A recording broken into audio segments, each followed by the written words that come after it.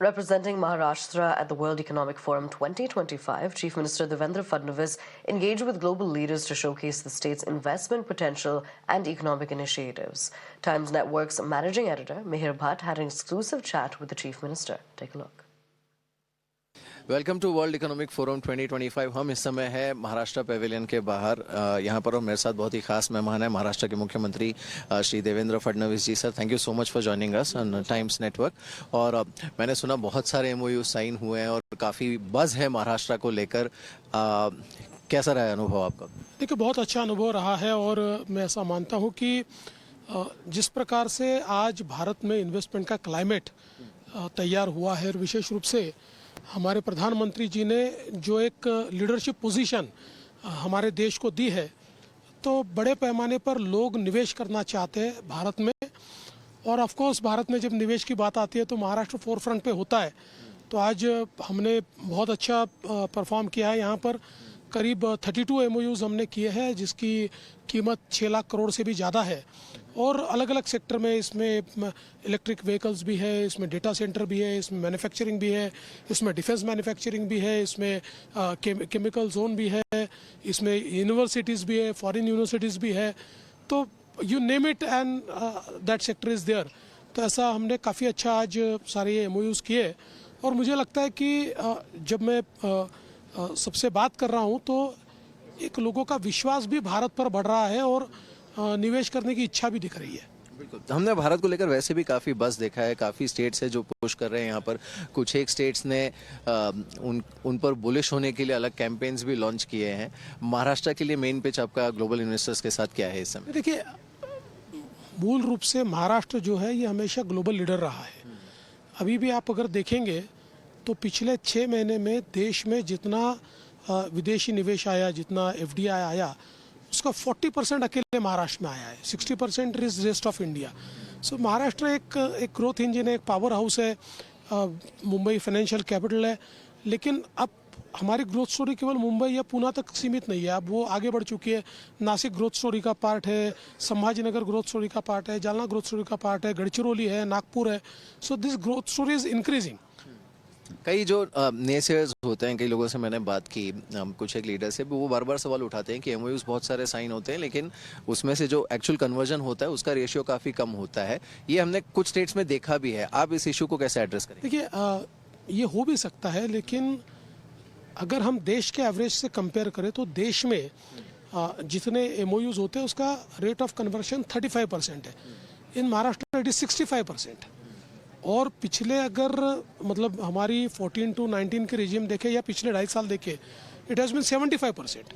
So almost 75% of the MOUs have been converted into real investments. इस बार हमने देखा है दावोस में काफ़ी ज़्यादा फोकस जो है ग्लोबल कंपनीज़ का industry 4.0, AI, smart technologies, blockchain, इन सब पर काफ़ी ज़्यादा है। इसमें महाराष्ट्र को बाकी स्टेट से आगे रखने के लिए और बढ़त दिलाने के लिए आप क्या खास कदम उठाएंगे? देखिए, Maharashtra already data centre capital बन चुका है।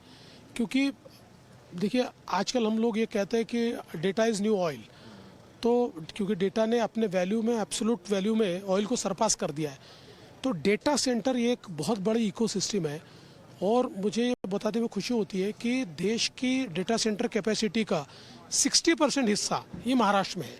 और आज भी हम लोगों ने करीब 75,000 करोड़ के डेटा सेंटर्स के MOUs किए हैं अमेज़ॉन के साथ, माइक्रोसॉफ्ट के साथ।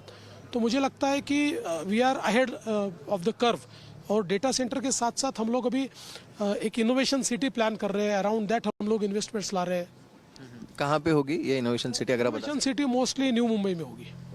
और कौन कौन सी ग्लोबल MNCs हैं जिनके साथ आपकी काफ़ी एडवांस बातचीत हुई है इस विजिट के दौरान? देखिए, लिस्ट तो बहुत बड़ी है और हम लोगों ने ग्लोबल भी है, और जो global companies, Indian global companies है, उसके साथ भी हमारी काफ़ी अच्छी बातचीत हुई है। तो अगर आप ये 32 हमारे जो MOUs हुए, इसका मिक्स देखेंगे तो इसमें ग्लोबल कंपनीज भी है, इंडियन ग्लोबल कंपनीज भी है, लोकल कंपनीज भी है। तो एक बहुत अच्छा मिक्स इसमें आया हुआ है। बिल्कुल। एक आखिरी सवाल आपसे मैं पूछना चाहूँगा, यहाँ पे हमने काफ़ी स्टेट्स के बीच में भी हेल्दी कंपटीशन देखा है और इसीलिए भारत का प्रेजेंस जो है पिछले 2-3 साल से दावोस में अगर आप देखें तो सबसे ज़्यादा डोमिनेंट रहता है। ये हेल्दी कंपटीशन को आप कैसे देखते हैं? इट इज़ वेरी गुड, क्योंकि प्रधानमंत्री जी हमेशा कहते हैं कि hours is a competitive federalism, मतलब एक प्रकार से हम कोलैबोरेटिव फेडरलिज्म में भी है और कॉम्पिटिटिव फेडरलिज्म में भी है, और वो होना भी चाहिए। बिकॉज आज प्रधानमंत्री जी ने ईज़ ऑफ डूइंग बिजनेस का इंडेक्स लॉन्च किया, तो सारे स्टेट्स को ये लगा कि हमने इस पर काम करना चाहिए, क्योंकि इंडेक्स में अगर हमारा नाम नीचे चले जाएगा तो कहीं ना कहीं हमारी मतलब साख को एक दाग लगेगा। तो सब ने किया, तो मुझे लगता है कि इट्स वेरी हेल्दी कंपटीशन। और देखिए, if India has to grow, अगर भारत को ग्रो करना है तो कोई एक स्टेट ग्रो करके नहीं होगा। एक समय था जब महाराष्ट्र, गुजरात, तमिलनाडु, आंध्र जैसे कुछ स्टेट से, कर्नाटक था कि जो ज़्यादा ग्रो करते थे या जहाँ ज़्यादा निवेश आता था। अब 12 स्टेट्स ऐसे हैं कि जहाँ कॉम्पिटिटिवनेस है, जहाँ निवेश हो रहा है, जो अपने आप को प्रोजेक्ट कर रहे हैं, जो प्रेजेंट कर रहे हैं, जो अपने अलग अलग प्रकार के टेम्पलेट्स तैयार कर रहे हैं, अट्रैक्ट कर रहे हैं, तो देश इसी से आगे बढ़ेगा। इसलिए मुझे कोई दुख नहीं है, मुझे खुशी है। अगर हमारे देश के बाहर निवेश जाए तो मुझे दुख है, लेकिन अगर हमारे देश के स्टेट्स आपस में कंपटीशन करें और निवेश ले जाए तो अच्छी बात है। बिल्कुल, चलिए बहुत बहुत शुक्रिया फडणवीस जी हमारे साथ बातचीत के लिए। Thank you so much. Fifth edition of the World Economic Forum at Davos, we bring you more exclusive insights. The India Pavilion is showcasing its potential and opportunities to the world.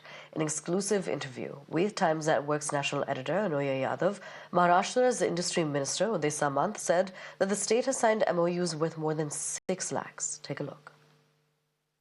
हमारे साथ यहाँ Davos में महाराष्ट्र के industry minister Uday Samant जी हमारे साथ है। Sir, बहुत बहुत शुक्रिया हमसे बातचीत करने के लिए। सबसे पहले तो महाराष्ट्र की स्टेट जीडीपी को जो $1 ट्रिलियन इकोनॉमी बनाने का जो आपका स्टेट का सपना है, उसे लेकर इन्वेस्टमेंट को बढ़ावा देने के लिए आप यहाँ पर आए। किस तरह की मीटिंग्स आपकी रही यहाँ पर, और जिस उद्देश्य के साथ आए हैं वो कितनी तेजी से बढ़ता हुआ नजर आ रहा है? आज तो हमारे लिए और महाराष्ट्र के लिए बहुत भाग्य का दिन है, क्योंकि हमने 32 MOU किए हैं। हमारे राज्य के मुख्यमंत्री देवेंद्र जी भी यहाँ हैं, उनके नेतृत्व में हमने ये MOUs किए हैं और राउंड अबाउट 6 लाख करोड़ हमने इन्वेस्टमेंट महाराष्ट्र में आज के दिन में लाई है। और आपको पता रहेगा कि पिछले 2 साल भी हम यहाँ आए थे, मैं ही इंडस्ट्रियल मिनिस्टर था, लेकिन हमारे CM माननीय एकनाथ शिंदे साहब थे। उन्होंने जो प्रथा परंपरा एक डाली है रिकॉर्ड ब्रेक MOUs करने की, वो हमने कायम की है। और आज के दिन मेरे ख्याल से 6 लाख करोड़ का MOUs हमने कर दिया है। उसमें सब सेक्टर है, उसमें सिडको का हमने MOU किया है, हमारे MIDC का MOU किया है, डिफेंस उसमें है, उसमें मैन्युफैक्चरिंग है, उसमें फूड प्रोसेसिंग है। ऐसे कुल मिलाकर 6 लाख करोड़ का इन्वेस्टमेंट पहले दिन हमने महाराष्ट्र में ले जाने का प्रयास किया है और उसमें हम यशस्वी हो गए। सर, एक तरफ देखा जाए तो ईज ऑफ डूइंग बिजनेस की बात हमेशा यहाँ पर की जाती है, और जो कंपनियां बाहर से आती है उनका फोकस भी कुछ इसी तरह से रहता है कि आप ज़्यादा से ज़्यादा ईज ऑफ डूइंग बिजनेस की तरफ ध्यान भी दें।